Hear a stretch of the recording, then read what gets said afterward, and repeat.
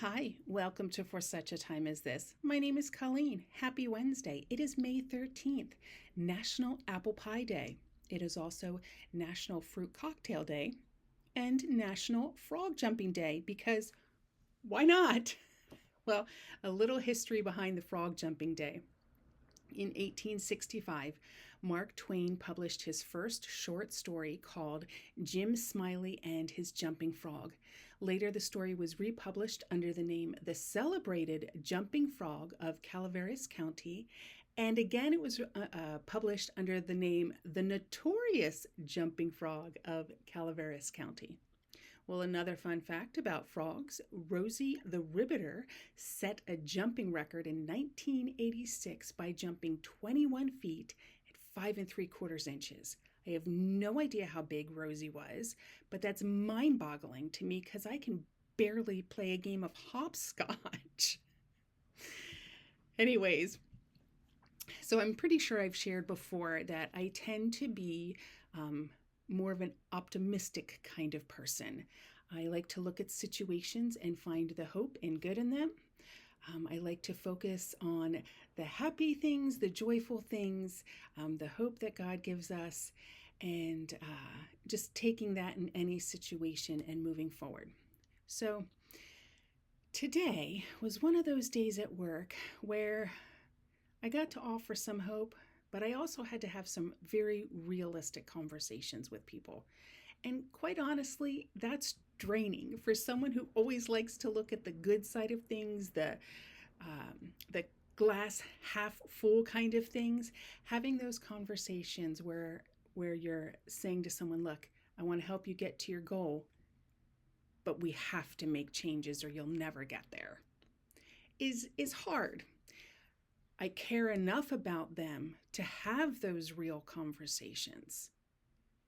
But it doesn't make it any easier on me because I want to encourage them and cheer them on and, Well, I care about you too.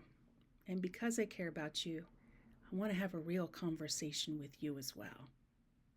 So in Psalm 139:13, it says, "For you created my inmost being.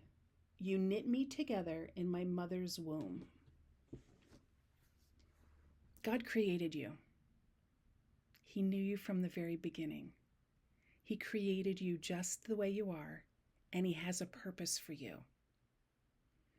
And it's easy to say, well, what's the purpose? Well, each one of us has a purpose, and the only way we're going to figure out what that purpose is to seek Him, to spend time reading His Word, talking with Him, not at Him, but having a conversation where we're sharing our heart with Him and listening quietly as we listen for His heart and what His desires are.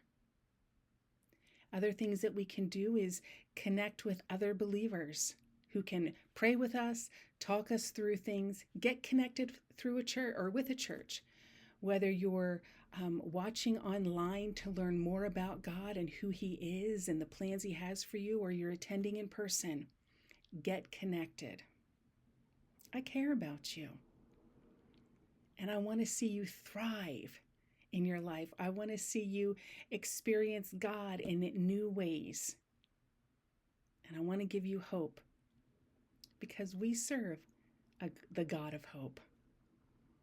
If you have questions about where do I even start with reading the Bible, or how do I find a good church to connect with, or how do you talk to someone that you can't see with your own eyes, please reach out to us.